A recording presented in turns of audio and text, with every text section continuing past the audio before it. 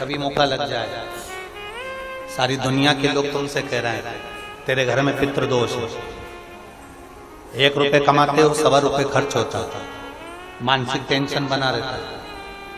घर में एक व्यक्ति बीमार है, ठीक हुआ, दूसरा बीमार पड़ गया, दूसरा ठीक हुआ, तीसरा बीमार पड़ गया, तीसरा ठीक हुआ, चौथा बीमार पड़ गया, मतलब कहीं ना कहीं पितृ का भाव, पितृदोष का बढ़ना है।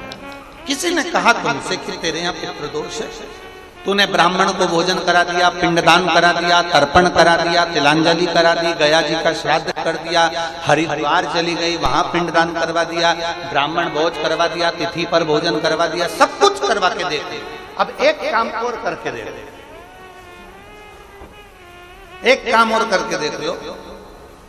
जब तुम घर में भगवान शंकर की आरती, तुम्हारे घर में शंकर जी का शिवलिंग है, भले काय का भी हो, छोटा सा, भले सियोर का कंकर शंकर हो, नर्मदा का कंकर हो, चाहे शंकर पारक के हो, पीतल के हो, स्टील के हो, लकड़ी के हो, जिसके भी हो, लोहे के हो, पाषाण के हो, जिसके भी हो, शंकर का शिवलिंग अगर हमारे घर में है और आप रोज प्रतिदिन भगवान की आरती करते हो, प्रतिदिन, और आपको लग रहा है कि मेरे यहाँ तकलीफ चल रही है, ये ठीक ही नहीं हो रही, लगभग 1.5 महीना आप कम से कम 45 दिन, 1.5 महीने के करीब में ऐसा प्रयास करना कि भगवान की आरती, शंकर भगवान के शिवलिंग की आरती करने के बाद उस दिए को भगवान के सामने मत रखो, उस दिए को उठाकर जहां तुम पानी का मटका रखते हो, हंडा रखते हो, जिससे तुम पानी पीते हो, तुम्हारे रसोई घर में जो पानी का मटका, हंडा, बाल्टी, आरओ का पानी जिस मटके में गिरता है, हंडे में गिरता है, जिसको हमारे यहाँ पितरों का स्थान कहते हैं,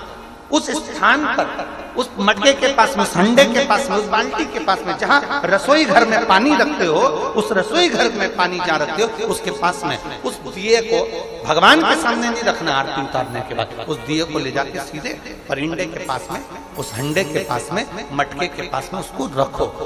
केवल 1.5 महीना कर कर देखना, 1.5 महीने के बाद तुम्हें मालूम पड़ेगा कि हम वापिस उन्नति की सीढ़ी पर चढ़ना प्रारंभ करती है, हमें फल मिलना चाहिए। अब तुम्हें ना कहीं जाना है, ना कहीं आना है, ना कोई खर्चा है। खर्चा है क्या?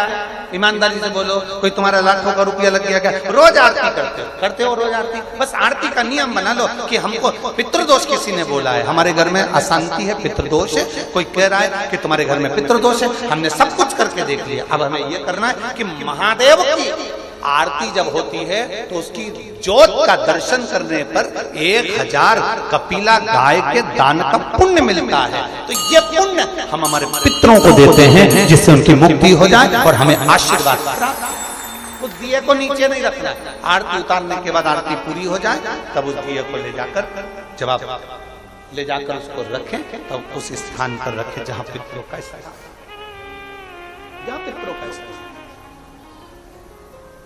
हम शिव के प्रति समर्पित, एक दीप भी हमको फल दे जाता है।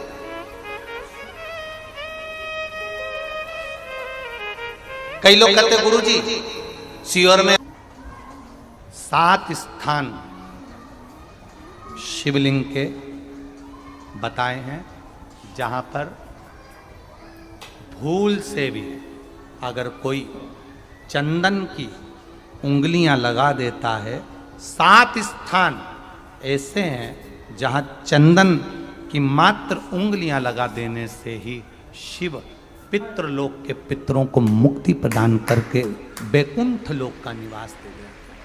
7 स्थान।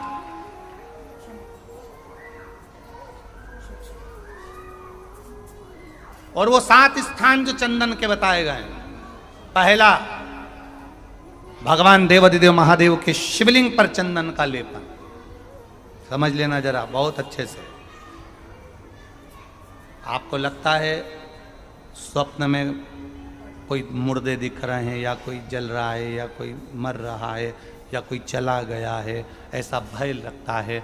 बच्चों को मानी भेजूंगी ऐसा हो जाएगा, पति को मानी भेजूंगी ऐसा हो जाएगा, कोई हमारे कोई गलत तो नहीं कर रहा है, आपको लगता है। 7 स्थान चंदन के बताएं महाराज। पहला शिवलिंग,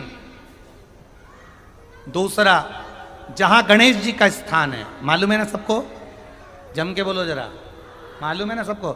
जहां गणेश जी का स्थान है वहां अलग से गणेश जी बैठे वहां नहीं, शिवलिंग में जलाधारी के ठीक सामने राइट में गणेश, लेफ्ट में कार्तिकेय, बीच में अशोक सुंदरी। तो पहला चंदन बाबा के शिवलिंग पर, दूसरा गणेश जी पर चंदन की उंगली, तीसरा षडानंद कार्तिकेय पर चंदन की उंगली, चौथा अशोक सुंदरी पर चंदन की उंगली, पांचवा जलाधारी पर चंदन की उंगली, छठा जो शिवलिंग का जल बह रहा है इसके ठीक विपरीत की ओर चंदन की उंगली, और सातवां चंदन नंदी के मस्तक के ऊपर जो दो सींग लगे रहते हैं उस पर चंदन की उंगली। ये कब लगाई जाती है? या तो अमावस्या के दिन आपको लगता है कि हमारे पूर्वजों का उद्धार नहीं हुआ, हमारे पूर्वजों का कल्याण नहीं हुआ, कहीं अधोगति में कोई चला गया है, उसका बस एक बार, रोज नहीं जरूरत है, प्रतिदिन जरूरत ही नहीं, महीने में एक बार अगर अमावस्या के दिन भी आपने चंदन के थोड़ा सा चंदन अगर मेरे देव अधिदेव महादेव को 7 स्थान पर समर्पित किया है। अशोक यहाँ पर वर्णन कर रही है, मैना, धन्या और कला की कथा कह रही है। तीनों ने सनकादि ऋषियों से मांगा। चंदन भगवान को अति प्रिय होता है और चंदन ही एक ऐसा होता है जो पितरों को भी प्रिय होता है, जिसका स्पर्श मात्र लगने से पूर्वजों का कल्याण हो जाता है। वो चंदन 7 स्थान चंदन के 7 स्थान। ना कराएं आपने धूप छोड़ी ना छोड़ी वो पता नहीं, गाय को रोटी दी ना दी, स्वान को भोजन दिया ना दिया, कौवे को भोजन दिया ना दिया, चलेगा।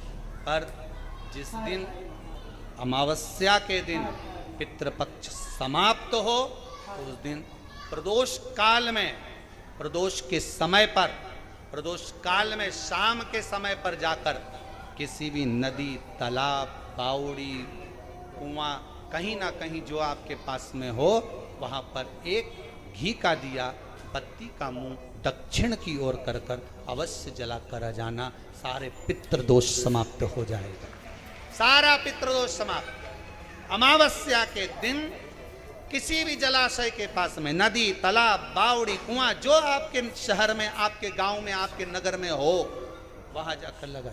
अगर नदी, तालाब, बावड़ी, कुआं नहीं है तो पीपल का वृक्ष हो या बेलपत्री का वृक्ष हो या बट का वृक्ष हो, उसके नीचे लगा दो प्रदोष काल में। पर अमावस्या के दिन लगाएं जरूर। अमावस्या के दिन पितृ शाम के समय प्रदोष काल में शंकर भगवान का नाम जाप कर कर नदी, तालाब, बावड़ी पर पानी पीने जाते हैं। वहां से जल का आचमन कर कर पितृ अपने लोक को चले जाते हैं प्रदोष काल के समय पर। इसलिए प्रदोष काल में जलाशय के पास में, बावड़ी, कुआं, नदी, तालाब के किनारे पर दिया लगाया जाता है दक्षिण की ओर मुख कर कर बत्ती का। तो पितृ आशीर्वाद देते हुए जाते हैं कि फलो फूलो, आगे बढ़ो, उन्नति करो, तरक्की करो। ये पितरों का आशीर्वाद रहता है, पितरों का वर रहता है।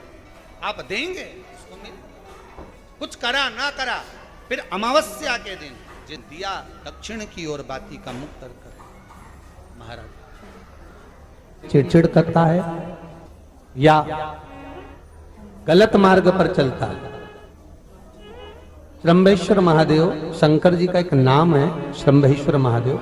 तो जब कोई व्यक्ति चिड़चिड़ करता है, क्रोध करता है, गुस्सा करता है, तो महाराज शंकर भगवान का, श्रंभेश्वर महादेव का नाम लेकर 31 बेलपत्र, जिस व्यक्ति को क्रोध आता है उस व्यक्ति का स्मरण कर कर आखा चावल मतलब सेगे चावल के साथ एक एक बेलपत्र, 31 बेलपत्र कर कर शिव जी के शिवलिंग पर समर्पित करी जाती है। मात्र 10वीं की तिथि के लिए, केवल 10वीं, चाहे उजाला की हो चाहे अंधेरे की।